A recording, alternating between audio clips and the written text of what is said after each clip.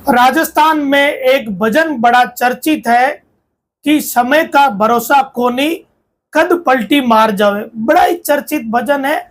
आम जिंदगी से लेकर खास लोगों की जिंदगी पर भजन की ये लाइनें कभी ना कभी लागू होती है। लेकिन आप लोग सोच रहे होंगे कि मेरे को ये क्या हो गया, खबर देने का काम करते करते भजन की बात मैं क्यों करने लगा। दरअसल बात ही कुछ ऐसी है कि इस भजन का जिक्र करना ही पड़ा। आज ये बात लागू होती है वसुंधरा राजे के सबसे करीबी नेता रहे यूनुस खान पर। यूनुस खान पिछले 25 सालों से राजनीति में सक्रिय है, लेकिन इस बार से पहले कभी ये नौबत नहीं आई कि यूनुस खान को कहना पड़े कि आंदोलन करेंगे। चाहे 2003 का दौर हो या फिर 2013 का दौर, वसुंधरा राजे के उस दौर में यूनुस खान की तूती बोलती थी। वर्ष 2003 से लेकर 2023 के बीच, चाहे राज कांग्रेस का हो या राज बीजेपी का हो, शायद ही कभी ऐसी नौबत आई हो कि यूनुस खान को ये कहना पड़े कि आंदोलन करेंगे।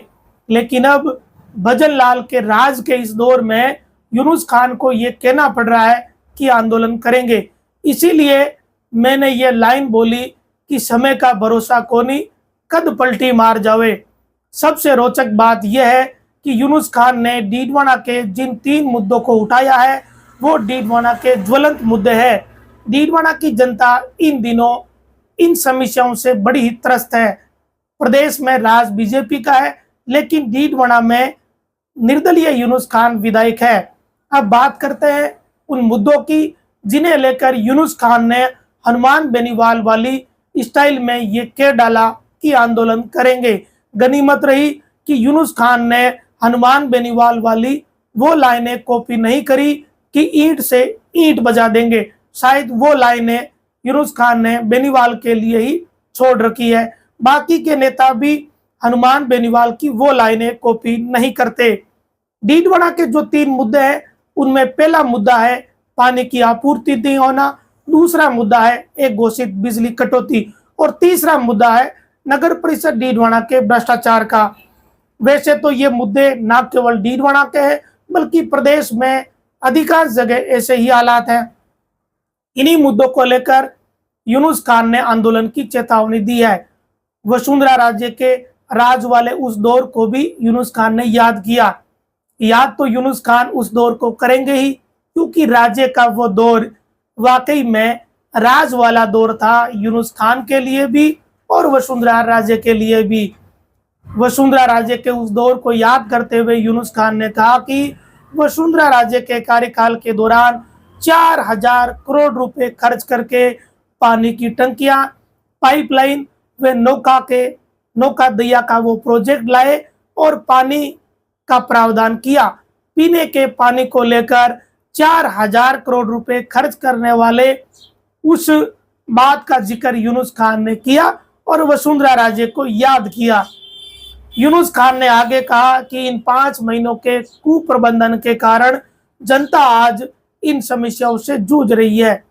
पानी, बिजली और नगरपालिका क्षेत्र में हुए भ्रष्टाचार, कई मुद्दों को खान ने उठाया। इन्हीं तीनों मुद्दों को लेकर यूनुस खान ने कहा कि सोमवार को वो जिला कलेक्टर को ज्ञापन देंगे। आगे उन्होंने कहा कि अभी आचार संहिता लगी हुई है, इसीलिए केवल ज्ञापन दिया जाएगा और जैसे ही आचार संहिता समाप्त होगी तो उसके बाद जन जागरण करके एक बड़ा आंदोलन किया जाएगा। जरूरत पड़ी तो आगे तक जाएंगे। शहर की जनता समाधान चाहती है, इसलिए दोनों पार्टियों को दरकिनार करके जनता ने हमें चुना है, यानी यूनुस खान को चुना है। यूनुस खान ने आगे कहा कि पिछले 5 महीनों में राज्य सरकार आने वाले गर्मियों के समय पर मंथन करती तो आज ये समस्या खड़ी नहीं होती। जिस तरह के अभी हालात है उसमें सरकार की सबसे बड़ी लापरवाही है। यूनुस खान भजन लाल सरकार पर जमकर बरसे। वहीं विधायक भ्रष्टाचार के मुद्दे को लेकर भी बोले।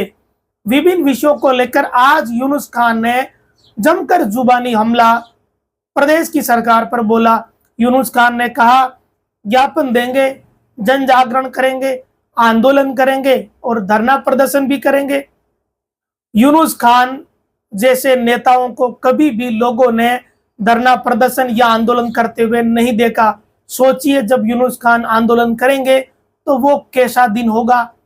खान ने आगे कहा कि मोदी जी व भजनलाल कहते हैं कि हमारी सरकार में जीरो टॉलरेंस है, लेकिन उनकी ही पार्टी में शिकायत हुई है भ्रष्टाचार को लेकर।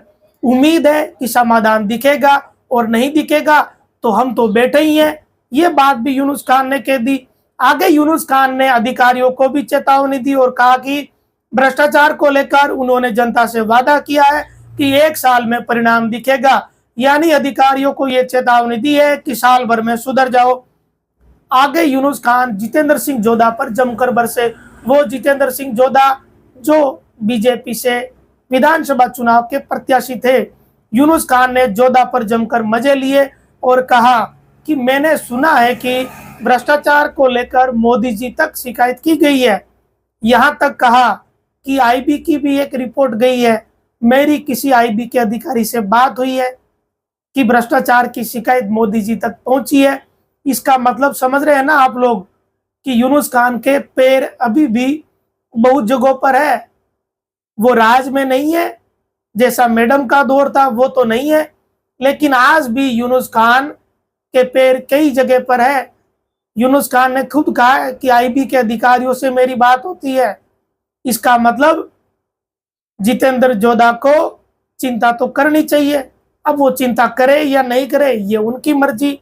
भ्रष्टाचार को लेकर यूनुस खान ने कहा कि मैंने सुना है कि ये सब हो रहा है और खान से हमने सुना और हम आपको सुना रहे हैं। भ्रष्टाचार वाली इस बात का सच क्या है, या तो राम जाने या फिर जितेंद्र सिंह जोधा।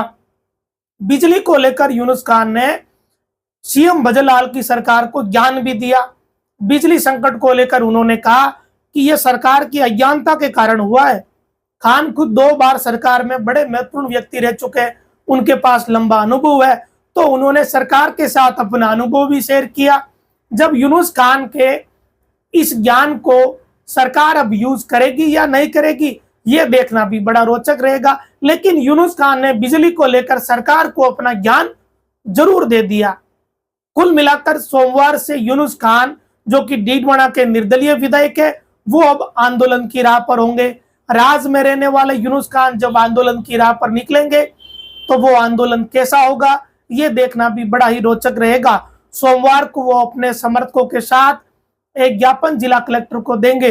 अभी आचार संहिता है तो केवल ज्ञापन देंगे, उसके बाद जन जागरण अभियान चलाएंगे और उससे भी बात नहीं बनी तो आंदोलन करेंगे और उससे भी बात नहीं बनी तो फिर धरना प्रदर्शन आंदोलन सब करेंगे। वैसे यूनुस खान के अनुभव पर कोई सवाल खड़े नहीं कर सकता। डीडवाना में उनके कामों को हमेशा ही सराहा गया है। यही नहीं, पीडब्ल्यूडी मंत्री रहने के दौरान जो काम उन्होंने कराए उनमें बहुत सारे काम ऐसे हैं जो हमेशा याद रखे जाएंगे। लेकिन वो यूनुस खान राज वाले यूनुस खान थे। ये यूनुस खान नए यूनुस खान है। ये यूनुस खान निर्दलीय यूनुस खान है जो अब आंदोलन की राह पर निकल चुके। जिस आंदोलन की राह पर नागौर में हमेशा हनुमान बेनीवाल रहता है। रोचक बात यह है कि नागौर में हनुमान बेनीवाल संघर्ष कर रहे, अब यूनुस खान भी संघर्ष की राह पर है। तो फिर नागौर में राज कौन कर रहा है या राज कौन करेगा? राज करने वाले व्यक्ति का नाम या नेता का नाम मैं अभी ले लूं तो कई लोग मेरे से नाराज हो जाएंगे। रिजल्ट आने के बाद आपको बताऊंगा कि नागौर व डीडवाना में राज कौन कर रहा है। फिलहाल इस वीडियो में आप आगे यूनुस खान को सुनिए कि उन्होंने आंदोलन की चेतावनी क्यों दी। लेकिन इससे पहले एक बात और सुन लीजिए, यूनुस खान हमेशा राज में रहे। राज में रहने वाला व्यक्ति 25 साल की राजनीति में पहली बार आंदोलन की बात कर रहा है। तो सोचिए जिस दिन यूनुस खान आंदोलन के लिए निकलेंगे तो वो आंदोलन कैसा होगा, उस आंदोलन का रूप कैसा होगा। वो यूनुस खान अलग थे, वो यूनुस खान राज करने वाले यूनुस खान थे। ये यूनुस खान जनता के नेता है क्योंकि जनता ने इन्हें निर्दलीय जिताया है। तो जो निर्दलीय जीता है वो वाकई में जन नेता होता है और जनता का ही नेता उसे माना जाता है, क्योंकि पार्टियां नहीं होने के बावजूद जनता ने उन्हें जिता दिया। जैसे हनुमान बेनीवाल को जनता ने निर्दलीय जिताया। तो निर्दलीय जीतकर वो जनता के नेता तो बन चुके हैं, लेकिन अब देखना ये रोचक रहेगा कि राज करने वाले यूनुस खान अब आंदोलन की राह पर जब निकलेंगे तो वो आंदोलन कैसा होगा। क्या वही स्टाइल होगी जैसी हनुमान बेनीवाल की रही। हनुमान बेनीवाल तो हमेशा ये कहते रहे कि मैं सरकार की ईंट से ईंट बजा दूंगा। शुक्र है यूनुस खान ने ये नहीं कहा, लेकिन यूनुस खान कोई तो नया शब्द लेकर आएंगे, तो वो देखना भी बड़ा ही दिलचस्प रहेगा। फिलहाल के लिए इतना ही। आगे आप यूनुस खान को सुनिए कि उन्होंने क्या क्या कहा है। महत्वपूर्ण विषय यह है कि डीडवाना विधानसभा क्षेत्र में वसुंधरा राज्य सरकार के कार्यकाल में जो हमारा अविभाजित नागौर था और उसमें डीडवाना विधानसभा क्षेत्र भी शामिल है। 4000 करोड़ रुपए खर्च करके पानी की टंकियां, पाइपलाइन और नोखा दरिया में आईजीएनपी का पीने के पानी का प्रावधान किया था। विगत सरकार में भी अभी इन 5 महीने भी कुप्रबंधन के कारण आज जनता इस समस्या से को सामना कर रही है। उस विषय को लेकर और दूसरा अभी बिजली का बहुत बड़ा गहरा संकट है, उसको लेकर और डीडवाना नगर पालिका क्षेत्र में भ्रष्टाचार जो हुआ है और जो हो रहा है, उस तीनों विषयों पर सोमवार 10 बजे जनता के साथ हम लोग ज्ञापन देंगे। अभी तो चूंकि चुनाव आचार संहिता तो हम ज्ञापन ही देंगे। आचार संहिता खत्म होने के बाद जन जागरण करेंगे, फिर आंदोलन करेंगे, धरना करेंगे, प्रदर्शन करेंगे और जरूरत पड़ी तो उसका स्वरूप बदल करके आगे तक जाएंगे, क्योंकि ये डीडवाना की जनता समाधान चाहती है। इसीलिए दोनों पार्टियों को दरकिनार करके और 5 महीने पहले जो फैसला दिया था उसको सार्थक करने के लिए और जो वास्तविक समस्याएं उनको जिला प्रशासन के सामने रखकर राजस्थान सरकार तक पहुंचाएंगे, उसके लिए आज हमने ये बैठक की है। मैं सोचता हूं कि राज्य सरकार के स्तर पर